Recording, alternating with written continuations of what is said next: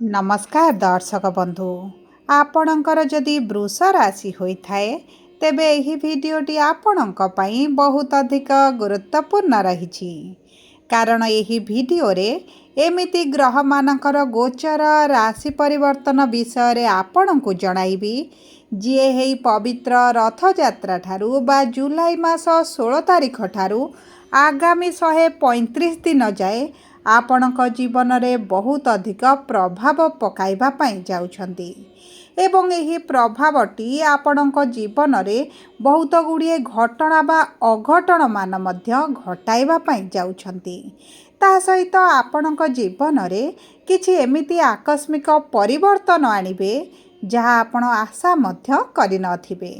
देखंतु ज्योतिष शास्त्र अनुसार शनि हेउछंती क्रूर ग्रह न्यायर देवता कर्मर स्वामी बोली तांको कुहा जाए एवं शनिकर प्रभाव रे समस्तक जीवन रे स्वाभाविक भाव रे अशुभ ही घटी थाए किंतु वर्तमान शनि हेबाकु जाउछंती बकरी एवं आपणक एकादश भाव रे शनि बकरी हेबा पाई जाउछंती आगामी 135 दिन पर्यंत आपणकर बकरी स्थिति रे रहिबा पाई जाउछंती जहा फल रे आपणक जीवन रे किछि क्षेत्र रे शुभ प्रभाव पकाइबे एवं किछि क्षेत्र रे अशुभ प्रभाव पकाइबे।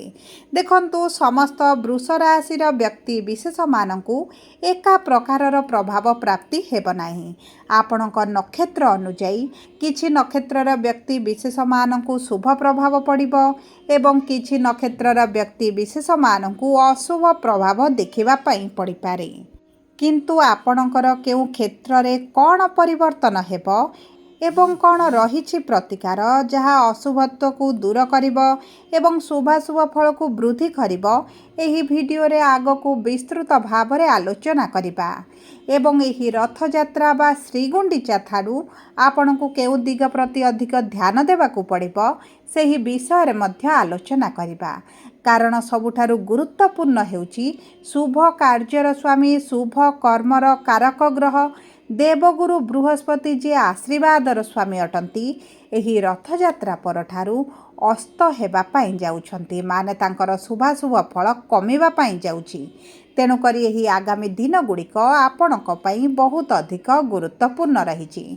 तेबे विलंब न करी आसंतु जानिबा आपणक नक्षत्र अनुଯାयी आपणक पई शुभदायक रहिबो ना अशुभदायक रहिबो किंतु भिडियोटी को आरंभ करने पूर्वरु जदि आपणकर भी वृष राशि होइथाए एवं आपण भी ईश्वर को आंतरिक भक्ति एवं विश्वास करती तेबे भिडियोटी को लाइक करंतु कमेंट बॉक्स रे जय जगन्नाथ जय माँ लक्ष्मी अवश्य लिखि दियंतु ता सहित आम सह जोगाजोग करबा पई वीडियोर मध्य भाग रे एक व्हाट्सएप नंबर टी दिया जाइछि जो नंबर साहाय्य रे आपण आम सह जोगाजोग करी निजर नूतन कुंडली प्रस्तुत करि परिबे कुंडली विश्लेषण कराई परिबे किंबा आपणकर चाकरी विवाह व्यवसाय प्रेम संपर्क शिक्षा स्वास्थ्य संतान को नहीं किछि समस्या रही तार सहजर एवं स्वल्प मूल्य रे समाधान करि परिबे सेतिपई आपण आम सहित वीडियोर शेष पर्यंत जोड़ी होई रुहंतु एवं खूब कम मूल्य रे आपणक समस्यार समाधान करंतु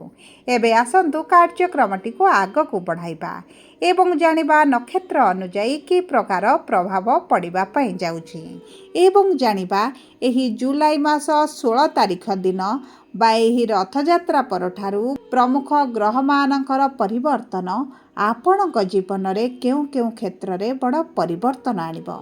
देखंतु आपणक जीवन में विशेष भाव में आर्थिक समस्याटी लागी रहुतिला आपण अर्थ रोजगार करुथिले किंतु आपणक आय अपेक्षा व्ययटी अधिक रहुतिला स्वास्थ्यगत समस्या आपण देखुथिले आपण लोन आनिचंती ऋण आनिचंती किंतु ऋण गुड़िक सुझी न पारी बढ़िबारे लागिछि ऋणर भार आपणक उपरे बढ़ी चलीछि परिवार मध्य विभिन्न गुड़िए कारण को नहीं खुशीर वातावरण रही नाही विद्यार्थी माने शिक्षा क्षेत्र में बहुत अधिक समस्या दे गति करुछंती ଚାକିରି ପାଇଁ ବାରମ୍ବାର ଚେଷ୍ଟା କରି ନିରାଶତାର ବିଫଳତାର ସମ୍ମୁଖୀନ ହେଉଛନ୍ତି। ଆପଣଙ୍କର ଅଯଥା ଖର୍ଚ୍ଚ ଗୁଡ଼ାଏ ମଧ୍ୟ ବଢ଼ିଯାଉଛି। ସମାଜରେ କୌଣସି ନା କୌଣସି କାରଣକୁ ନେଇ ମାନ ସମ୍ମାନ ହାନି ଘଟିବାର ଲାଗିଛି। ସନ୍ତାନ ସନ୍ତତିକୁ ନେଇ ଆପଣ ଅତ୍ୟନ୍ତ ଚିନ୍ତିତ ରହିଛନ୍ତି। ବ୍ୟାପାରରେ ଆପଣଙ୍କର ପୂର୍ବ ଭଳି ଲାଭ ହେଉନାହିଁ, ଏକ ପ୍ରକାର ଆପଣ ଲସ୍ ମଧ୍ୟ ଦେଖୁଛନ୍ତି। ପ୍ରେମ ଜୀବନରେ, ଦାମ୍ପତ୍ୟ ଜୀବନରେ ଆପଣଙ୍କର ସମସ୍ୟା କଳହ ଲାଗି ରହୁଛି। ଆପଣ ମାନସିକ ଦୁଶ୍ଚିନ୍ତା ମଧ୍ୟ ଦେଇ ଗତି କରୁଛନ୍ତି। ଶରୀରରେ ପୀଡ଼ା ଯନ୍ତ୍ରଣା ମଧ୍ୟ ଅନୁଭବ କରୁଛନ୍ତି। ତେବେ ଏହିଭଳି ଯାହା ବି ସମସ୍ୟା ଆପଣଙ୍କ ଜୀବନରେ ଚାଲୁଥିଲା, ତାହା ଏହି ରଥଯାତ୍ରା ଶ୍ରୀଗୁଣ୍ଡିଚା ପରଠାରୁ ଦୂର ହେବା ପାଇଁ ଯାଉଛି। ଆପଣଙ୍କ ଜୀବନରେ ପୁଣି ଥରେ ଧୀରେ ଧୀରେ ଖୁସି ଫେରିବାକୁ ଯାଉଛି। ତେବେ ବିଳମ୍ବ ନ କରି ଆସନ୍ତୁ ଜାଣିବା ନକ୍ଷତ୍ର ଅନୁଯାୟୀ ଆପଣଙ୍କ ଜୀବନର କେଉଁ କେଉଁ କ୍ଷେତ୍ର ଗୁଡ଼ିକରେ ଆପଣଙ୍କୁ ଶୁଭାଶୁଭ ଫଳ ପ୍ରାପ୍ତି ହେବ। ସର୍ବପ୍ରଥମେ ଜାଣିବା କୃତ୍ତିକା ବୃଷ ରାଶି 3/2 ବୃଷ ରାଶିର ବ୍ୟକ୍ତି ବିଶେଷମାନଙ୍କର ନକ୍ଷତ୍ରାଧିପତି ହେଉଛନ୍ତି ସୂର୍ଯ୍ୟ ଏବଂ ସୂର୍ଯ୍ୟ ବିରାଜମାନ କରିଛନ୍ତି ତୃତୀୟ ଭାବରେ ପରାକ୍ରମର ଭାବରେ। ଏହି ସମୟ ମଧ୍ୟରେ ଆପଣଙ୍କର ଯଦି ଅନଲାଇନ୍ ରିଲେଟେଡ୍ କିଛିଟା କାର୍ଯ୍ୟ ରହିଛି, ଅନଲାଇନ୍ ବ୍ୟବସାୟ କରୁଛନ୍ତି, ଅନଲାଇନ୍ ସୋସିଆଲ ମିଡ଼ିଆରେ କିଛି କାର୍ଯ୍ୟ କରୁଛନ୍ତି, ଆଇଟି ଫିଲ୍ଡରେ ଏଆଇ ସେକ୍ଟରରେ ଅଛନ୍ତି, ଟ୍ରାନ୍ସପୋର୍ଟ ଏକ୍ସପୋର୍ଟ ଇମ୍ପୋର୍ଟର କାର୍ଯ୍ୟ କରୁଛନ୍ତି, ଟିଚରସିପ୍ରେ ଅଛନ୍ତି, କାଉନସିଲର ଅଛନ୍ତି, ହିଲର ଅଛନ୍ତି, ତେବେ ଏହିସବୁ ପ୍ରଫେସନ୍ ଗୁଡ଼ିକରେ ବହୁତ ଅଧିକ ଶୁଭଦାୟକ ଫଳ ପ୍ରାପ୍ତ ହେବ। ଏବଂ ତା ସହିତ ଶୁକ୍ର ଆପଣଙ୍କର ଚତୁର୍ଥ ଭାବରେ ବିରାଜମାନ କରି ଆପଣଙ୍କର ସୁଖ ସୁବିଧା ଭୋଗ ବିଳାସକୁ ବୃଦ୍ଧି କରିବେ। ଦେଖନ୍ତୁ ଚତୁର୍ଥ ଭାବରେ କେତୁ ବିରାଜମାନ ହୋଇଥିବାରୁ ମାନସିକ ଦୁଶ୍ଚିନ୍ତା ରହିବ, ମାଆଙ୍କ ସ୍ୱାସ୍ଥ୍ୟକୁ ନେଇ ମଧ୍ୟ ଚିନ୍ତିତ ରହିବେ। ପରିବାର ମଧ୍ୟରେ ଚାପ ବଢ଼ିବା କାରଣରୁ କିଛି ନା କିଛି କାରଣକୁ ନେଇ ଆପଣ ଟିକେ ଦୁଶ୍ଚିନ୍ତାରେ ରହିପାରନ୍ତି, କିନ୍ତୁ ପୂର୍ବ ଭଳି ଆପଣଙ୍କର ସମସ୍ୟା ଗୁଡ଼ିକ ରହିବ ନାହିଁ।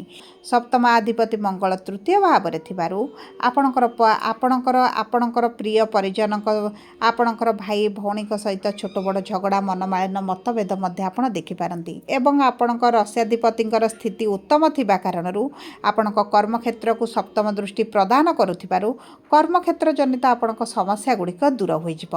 କର୍ମକ୍ଷେତ୍ରରେ ଉଚ୍ଚ ସଫଳତା ଆପଣଙ୍କୁ ପ୍ରାପ୍ତ ହେବ। ନୂତନ ଚାକିରିର ଯଦି ସନ୍ଧାନରେ ରହିଛନ୍ତି, ତେବେ ଆପଣଙ୍କୁ ଉତ୍ତମ ଫଳ ପ୍ରାପ୍ତ ହେବ। ପଜିଟିଭ୍ ରେସ୍ପନ୍ସ ଆପଣଙ୍କୁ ମିଳିଯିବ। ଏବଂ ଦେଖନ୍ତୁ, ଯଦି ଆପଣଙ୍କର ପୂର୍ବରୁ ଚାକିରି କ୍ଷେତ୍ରରେ ଅଛନ୍ତି କିମ୍ବା କିଛିଟା ପରିବର୍ତ୍ତନ ଚାହୁଁଥିଲେ ହେଇପାରୁନଥିଲା, ତେବେ ଆପଣଙ୍କୁ ଏହି ରଥଯାତ୍ରା ପରେ କିଛି ନା କିଛି ପରିବର୍ତ୍ତନ ଦେଖିବା ପାଇଁ ମିଳିପାରେ। ଏବଂ କର୍ମର ସ୍ୱାମୀ ଆପଣଙ୍କର ଏକାଦଶ ଭାବରେ ଥିବାରୁ ଦୀର୍ଘ ଦିନର କିଛିଟା ଅଭିଳାଷ ମଧ୍ୟ ଆପଣଙ୍କର ପୂରଣ ହୋଇଯିବ।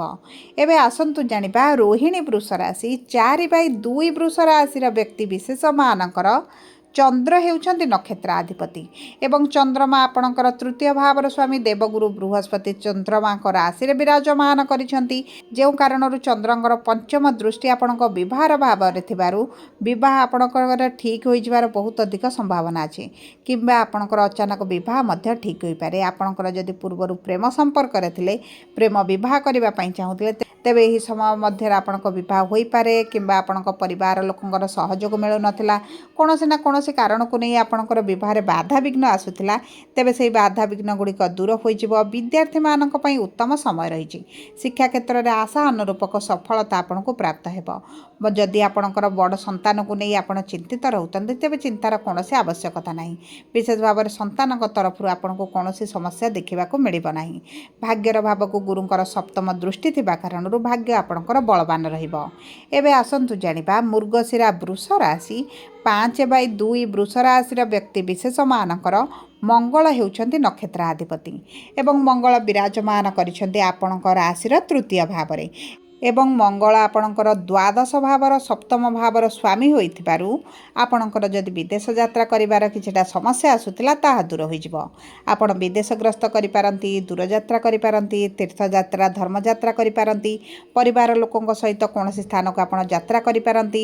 ବିଶେଷ ଭାବରେ ଏହି ସମୟ ମଧ୍ୟରେ ଗୁରୁ ଆପଣଙ୍କର ଅଷ୍ଟମାଧିପତି ଏବଂ ଏକାଦଶାଧିପତି ହୋଇ ଆପଣଙ୍କ ତୃତୀୟ ଭାବରେ ଥିବାରୁ ଆପଣଙ୍କୁ କିଛିଟା ଅଚାନକ ଧନ ଲାଭ ହୋଇପାରେ, କିମ୍ବା ଆପଣଙ୍କ ପୈତୃକ ସମ୍ପତ୍ତିକୁ ନେଇ ଯଦି किछिटा डिस्प्यूट रही आपण प्राप्य आपन को मिल पार नाला कि किछिटा समाधान आपण पहुँची पार नथिले एही समय पर एही रथयात्रा पर आपणकर सही सब समस्या गुड़िक दूर हो कर्म क्षेत्र में आपणकर पूर्वर पेंडिंग थिबा कार्य गुड़िक मध्य आपण धीरे धीरे समाधान करने आरंभ करेंगे। कर्म क्षेत्र में उन्नति देखिए विशेष भाव में जो मैंने व्यवसायी अच्छा व्यवसायी मानकर भाग्य बड़ परिवर्तन आसब किंतु आपण स्वास्थ्य को टिके जगिबाई पड़ो। ऋतुकालीन समस्या आपण पीड़ित हो पारती गला तंटी पार्टी किछिटा समस्या देखा दे पारे किंबा आपणकर चर्मजनित समस्या आपण पीड़ित हो पारती से दिग प्रति आपण को दृष्टि देवाक पड़ो। वैवाहिक जीवन आपणकर पूर्वर जदि खराब रही तेज आपण वैवाहिक जीवन में परिवर्तन आसब किंबा आपणकर बहार जदि किछिटा समस्या होउछि ताहा दूर हो आपणकर पूर्वर जदि का ऋण करज वृद्धि घटी तेबे ऋण करज सुझापी आपण सक्षम हे कारण आपणकर रोजगार में निश्चित भाव में बढ़ोती हम आपड़ एक्सट्रा रोजगार करेंगे एक्सट्रा इनकम करेंगे तो जो कारण आपणकर आर्थिक स्थिति स्वच्छल हो।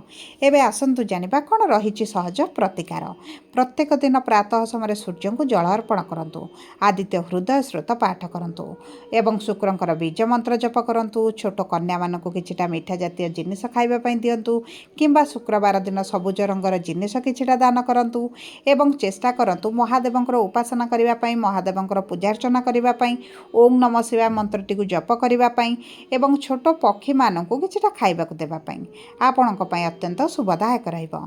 जदि आपणकर वृष राशि होता है वीडियोटी किभଳି लागला कमेंट बॉक्स रे लिखि जणातु। जदि आपणक प्रियजनकर वृष राशि होता है वीडियोटी तांको सहित शेयर करंतु। धन्यवाद।